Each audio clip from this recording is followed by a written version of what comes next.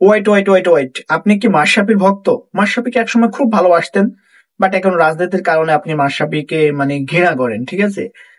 মাশরাফির কিছু কারিকুলাম, মাশরাফির কিছু দৃশ্য আমি স্ক্রিনে দিচ্ছি, আপনারা জাস্ট একটু দেখেন। মাশরাফির মতো মানবিক মানুষ সত্যি কথা বলতে ভাই আর ছিলই না।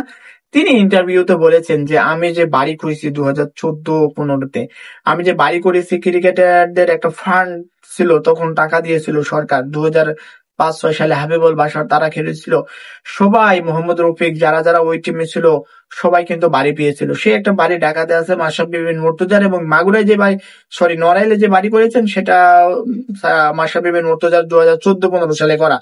তো তখন তো মাশরাফি বিন মুর্তজা সংসদীয় আসনে ছিলেন না, তাহলে তার বাড়িটা তো সরকারের টাকা দিয়ে না, মানে নিজের টাকা দিয়ে করেছিলেন পরিশ্রম করে। সেই বাড়িটা আপনারা যারা ভেঙেছেন তারা কিন্তু ইতিহাসের কাঠগড়ায় দাঁড়িয়ে থাকবেন, এবং আপনারা হয়তো মনে করছেন যে অনেক সোয়াবের কাজ করছেন না। কিছু কিছু বাড়ি যে আপনি ভাগছেন, এটা আপনাকে ইসলাম কোনোদিনও শিক্ষা দেয়নি।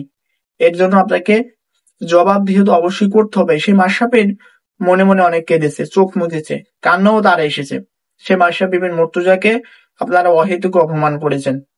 রাজনীতি শুধু তিনি যে একা করেছেন তা না, সাকিব আর মাশরাফি একা করেছেন তা না। সাকিব মাশরাফিকে কোনোদিন কোনো বক্তব্যে বলতে দেখবেন না যে তিনি বিএনপি কে খাটো করে দেখেছেন, জামাত ইসলামকে খাটো করে দেখেছেন। কুরুচিপূর্ণ কটূক্তিপূর্ণ বক্তব্য মাশরাফি সাকিব দিয়েছেন এমন কোনো প্রমাণ আপনি ইতিহাস ঘাটলেও পাবেন না।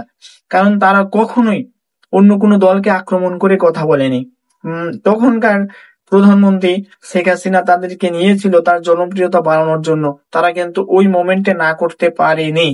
আমি মানে কি বলবো, অনেক মানুষ আছে দেশের প্রধানমন্ত্রী যখন বলে তখন না করতে পারে না, কারণ একটা সিস্টেমেটিক এর ভিতরে তারা আবদ্ধ থেকে যায়। সেখান থেকে না করলে অনেক ধরনের সমস্যা হতে পারে, তাই তারা সেই রাজনৈতিক অঙ্গনে গিয়েছেন, উন্নয়নও করেছেন, নড়াইলের জন্য অনেক কিছু করেছেন মাশরাফি বিন মুর্তজা। সাকিব আল হাসান তো মাগুরার জন্য একটা কি বলবো, ডাইনামিক একটা চাঁদ তিনি তৈরি করেছিলেন, যেখানে সাকিব আল হাসান মাগুরাকে নিয়ে একটা বিশেষ প্ল্যান তৈরি করেছিলেন যে মাগুরার উন্নতির জন্য তিনি এই বিষয়গুলো পদক্ষেপ নেবেন, ফ্রি ইন্টারনেট দিবেন ইত্যাদি অনেক কিছু। ইন্টারনেট কিন্তু কিনতে গেলে কিন্তু অনেক খরচ লাগে। তো তাদের পরিকল্পনা ছিল জনগণের পাশে থাকা এবং জনগণকে ভালোবাসা, জনগণের জন্য উন্নত কিছু করা। তাদের তো অনেক কিছুই আছে, তারা তো আর সরকারের বাজেট গুলো নিজের পকেটে ভরেননি। 1 টাকাও মানে দুর্নীতি দেখানো সম্ভব হয়নি সাকিবের ক্ষেত্রে। এবং মাশরাফির ক্ষেত্রে যে আঙুলটা তোলা হচ্ছিল শেষ পর্যন্ত কোনো প্রমাণ তারা সংগ্রহ করতে পারেনি বিধায় মাশরাফির কিন্তু ব্যাংক অ্যাকাউন্ট জব্দ করেনি, প্লাস মাশরাফির যে বাড়ি আছে জমি আছে সেগুলো বাজেয়াপ্ত করেনি। যদি এমনটাই হতো, তারা প্রমাণ পেত, তাহলে কিন্তু তাদের থেকে সম্পদ ছিনিয়ে নিত। তো আমরা বাংলাদেশের মানুষ কিন্তু অনেক ভালোবাসা দিয়েছিলাম সাকিব এবং মাশরাফিকে।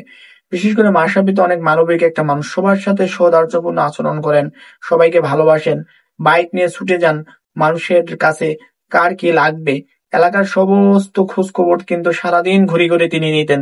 সেই মানুষটাকে কি বলবো, একেবারে হিরো বানিয়েছিলেন, নায়ক বানিয়েছিলেন আপনারা।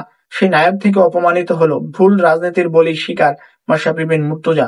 তো আমরা যারা বাংলাদেশি ফ্যান আছি তারা, আমাদের কি মনে পড়ে মাশরাফি বিন মুর্তজা ভাঙা পায়ে নিয়ে খেলেছিলেন, অনেক কষ্ট করে খেলেছিলেন বাংলাদেশের জন্য, তার নেতৃত্ব গুণ ছিল অসাধারণ।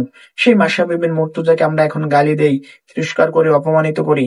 মনে রাখবেন, একটা দল চলে গেছে বাংলাদেশ থেকে পালিয়ে, সেই দলের একজন মানুষ মাশরাফি বিন মুর্তজা। অনেক কিছুই তার মনে হয়তো ছিল, তিনি বলতে চাইছিলেন বাংলাদেশের দর্শকদের, বাংলাদেশের মানুষদের, কিন্তু সেই কথা তিনি বলতে পারেননি একটা সিস্টেমেটিক আবদ্ধ থাকার কারণে।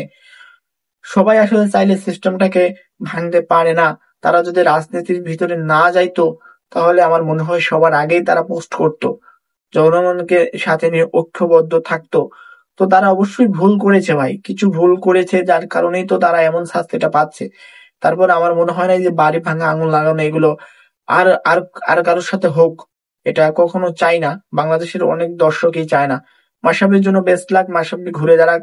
বাংলাদেশের ক্রিকেট উন্নতির জন্য মাশরাফি সাকিবকে বিশেষভাবে প্রয়োজন, তাদেরকে কাজে লাগাতেই হবে, তাদেরকে অবশ্যই কাজে লাগাতে হবে। আর কাজে লাগালেই বাংলাদেশের ক্রিকেটটা সত্যি সত্যি উন্নতি লাভ করবে।